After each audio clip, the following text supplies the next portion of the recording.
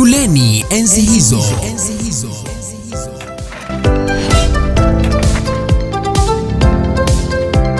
Yule anachalaza, sio kuchapa.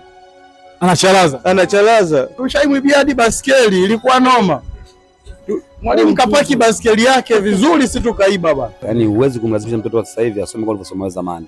Kati ya kichwa, pindisha mkono wako ukigusa hapa, wanakuambia sasa wewe unafaa kuanza darasa la kwanza. Adhabu ya wanafunzi wote hapa darasani nipige mimi mwalimu. Shangaa kamwangalia. Yaani bonge la dada. Ni Monica alikuwa bonge.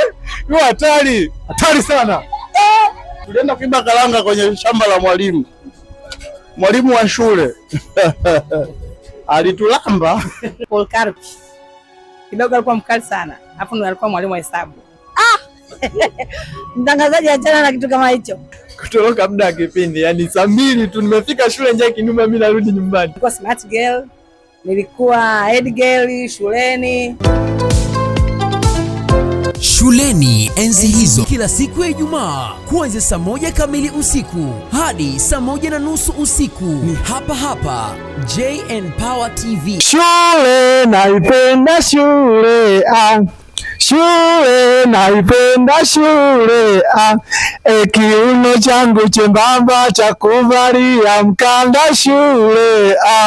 Bwana ni yule Good Luck Mnuma, kipindi hewani ni shuleni enzi hizo, na siku leo niko maeneo ya Mwenge ndani ya jiji la Dar es Salaam. Hivyo basi siku leo nimekuja kujadiliana au kupiga stori na wadau mbalimbali waweze kuniambia shuleni enzi hizo walikuwa wapi, wanasoma wapi, mkoa gani, na nini ambacho walikumbana ambacho hawawezi kusahau, na siku ya leo hii wanaamua kutufungulia yale ambayo wayapitia shule.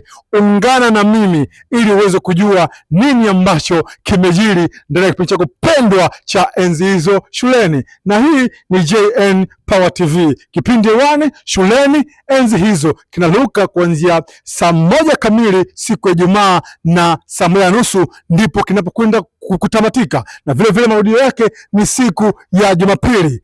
Ungana mimi chao. Dada, habari? Salama. Kwema. Dada, watazamaji wangependa kufahamu unaitwa nani na shule ya msingi umesoma mkoa gani na wilaya gani?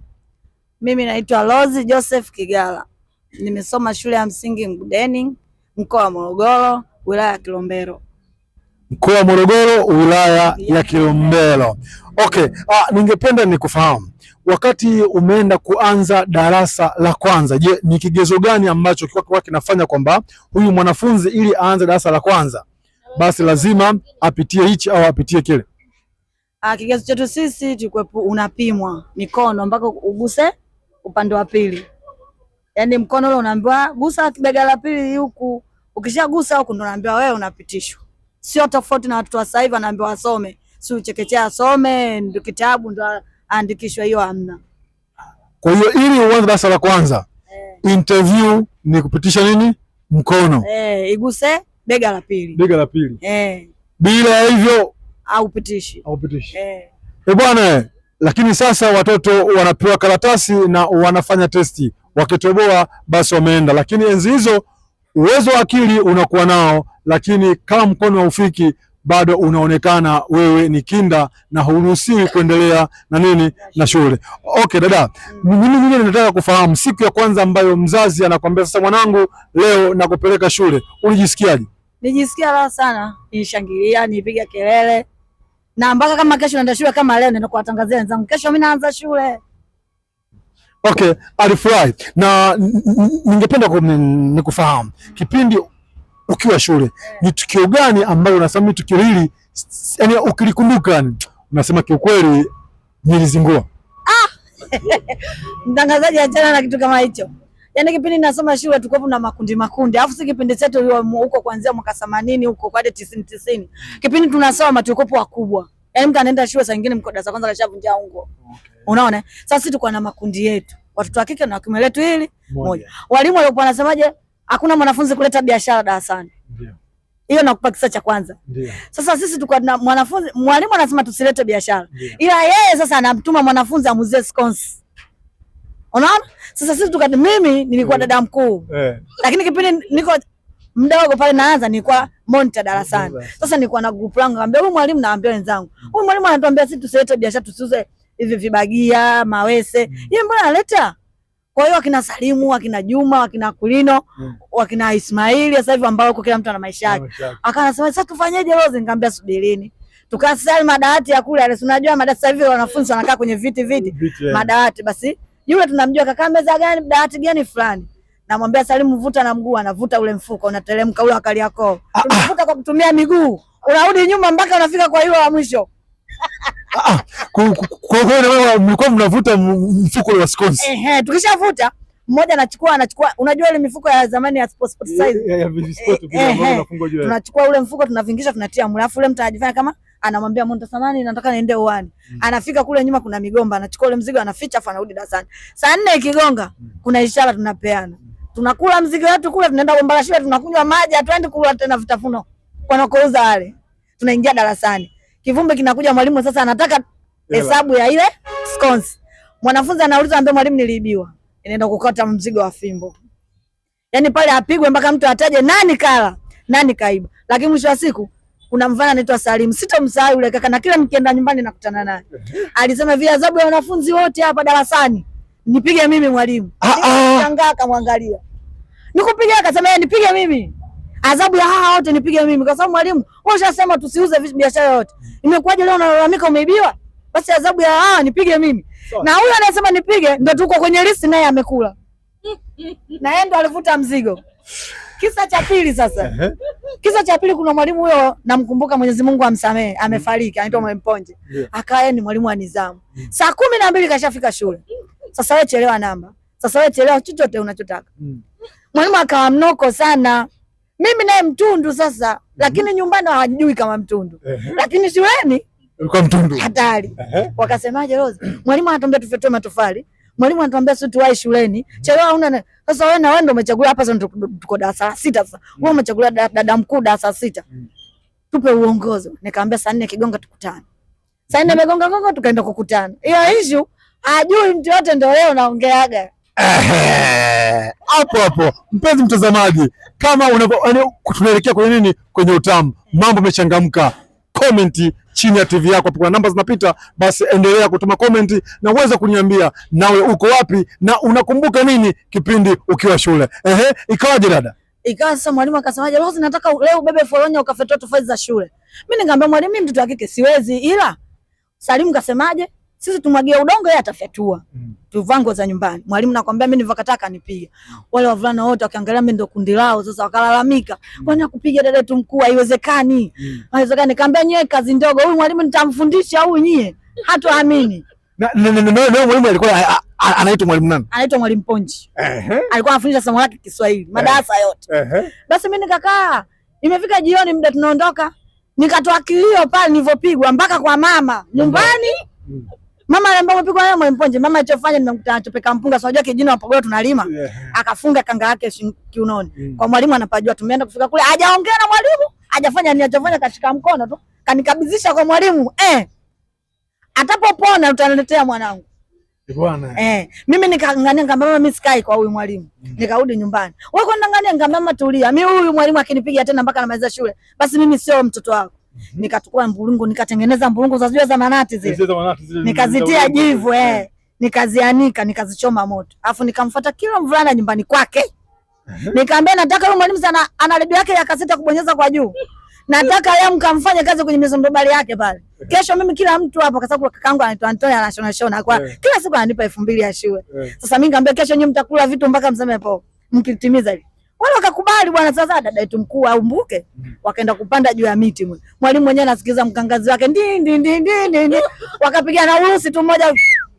Daleki ile minati inavuka tu kule daleki. Redio, chakula, mke wake, watoto wamekaa nje. Vyakula chini, mwalimu alivimba. Akaja shuleni asubuhi. Mwalimu mmoja alikuwa anaitwa Mwalimu Mwanange, naye amefariki, akasema Jamani, doto wangu nyewe kwa chakula doto. Doto wangu kapata ajali, kuna watu majambazi wamemvamia, wamempiga manati. Sasa kina Salim pale wananikata jicho mimi. Mimi nina kazi, mguu pande. Gusa. Tulieni msikilizeni mwalimu. Kumbe mimi mwenyewe najua kitu gani nimefanya. Kinachoendelea. Basi wakina Salim akakaa pale akavumilia. Mwalimu kasemaje? Lakini huyu alofanya kitendo hichi, Mungu amlani. Na anakwambiaje tukisha kugundua kama hapa shuleni kuna mtu kafanya kitendo hichi, tukimkamata, yani huyo na shule tunamfukuza. Unaona? Akatokea mwalimu akasemaje? Haiwezekani wanafunzi wampige. Kwani ana ugomvi gani na mwalimu? Ndio. Unaona? Basi mimi ikaishia pale. Sasa imeendaenda kuna siku wewe mwalimu akaniambia, sasa tushamaliza shule, ananiambia, "Unajua wewe Rose wewe, mimi na wasiwasi hata vile nilivyopigwa shule wote kwa umechangia." Bwana, basi mwalimu kukaa kutafakari, basi akasema haya mawazo yananipelekea kwamba yule Rose ndiye aliyekuwa chanzo, ikabidi amfuate tena kumuuliza. Ikawaje? Mimi nikamwambia mwalimu, mimi siwezi kufanya tukio kama hilo. Wewe kwanza ni mlezi wa shule. Wewe ni babangu wa shuleni. Mimi nyumbani nakaa muda mchache sana. Yaani kaa kauzu. Kaambia mimi wewe ndio babangu kwa sababu kila kinachofanyika kuanzia asubuhi mpaka saa 10. Na sisi zamani unaenda shuleni saa 10, saa 12. Unarudi saa 6. Unakula, mchana ukirudi unatakiwa waite na namba. Unarudi tena saa 10. Unaona? Kwa hiyo mimi siwezi nikamwambia mimi siwezi kukudharau na kuheshimu wewe babangu. Basi tukaishia hapo. Hiyo wenzangu sasa tuwasoma mpaka kesho nikifikaga. Ananiambia ni wewe. Sasa hivi yani kama sio wewe. Wewe mdada wewe. Ibaki story.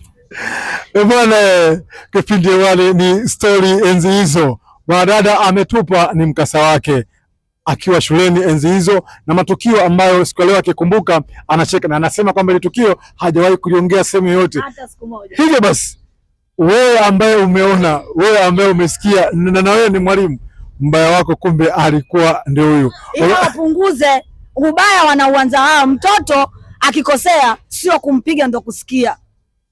Itakiwa mfanya nini? Yaani mtoto umemwita mara kwanza, ongea naye. Unajua kuna kuongea kwa ukali, mtoto mpaka anaogopa ile shida atashindwa kumtamkia mwalimu. Lakini ukiongea naye kwa maneno mazuri, kiustaarabu, utamwona kumbe mtoto shida yake hii. Mfano unamuona yule mwalimu ambaye sasa hivi ana trend kwenye mtandao, anacheza na wanafunzi, hana kitu anamuuliza kwa nini umechelewa shule, kwa nini na hiki. Kwa hiyo anajua changamoto ya nani? Ya mtoto. Lakini walimu wa zamani mambo haya umechelewa na hivyo akijua babako anafanya kazi kwenye kampuni fulani. Mama cha moto utakiona. Unalinga kwa sababu babako ana hela. Mama nenda chini afu apige fimbo moja. Wanabananisha mbili zile msondobali, wakipiga chwa ndio inasabika fimbo hii moja. Ukafia mbele ya safari utajua wewe na babako. Bwana, zile shuleni ilikuwa ni hatari sana. Okay, sasa nakupa nafasi ya kuweza kuwapa shout watu 5 tu ambao umesoma nao ambao unawakumbuka na kwa saizi wapo wapi na wanafanya nini na unawaambia nini? Asante sana mtangazaji. Kwanza mtongo kwanza nampa salamu sana mamangu kipenzi. Najua mgonjwa lakini Mungu atamfanyia wepesi atapona. Wa pili nampa salamu Salim Tatie, jembe langu, mshikaji wangu, rafiki yangu. Bwana huko uliko unajua upo sijui Chita sijui wapi huko unapambana kuhusu maisha. Mimi dada yako nipo hapa nakupa hai. Mwenyezi Mungu akubariki huko uliko. Yep. Wa tatu nampa Ismail Yari, trafiki yuko Mwanza huko. Naambia apige kazi. Asicheze na masuala na kazi. Chezea mshahara, usichezee kazi. Au sio na zile wanazopewa zile azikatae kabisa. Akimbie kabisa kwa sababu dada zake tunamtegemea hapa. Sasa yeye anaweza akasema ngoja nijaribu, mwisho wa siku ndo akakosa kazi. Miaka aliyosoma atakuwa anaijutia. Kwa hiyo piga kazi kaka. Mimi dada yako nipo na kusupport. Tunaonana tu kwenye simu, kwenye matukio, lakini mambo mengine tumwachie Mungu. Yes. Aya, wa 4 anakuja rafiki yangu kipenzi anaimba kwaya Sofia Servants. Nipo huko Ifakara Mangula. Okay, Mangula. Huyo ni rafiki yangu, ndugu yangu. Yaani hata nikifika akisikia nimekanyaga, umefika anakuja tunashinda tunapiga story maisha yanaenda. 5 mume wangu kipenzi la azizi wangu nyonga mkaliaini baba watoto wangu. Nakupenda mkeo napambana. Bwana, huyu anaitwa dada Rose. Pindi 1 ni shuleni enzi hizo.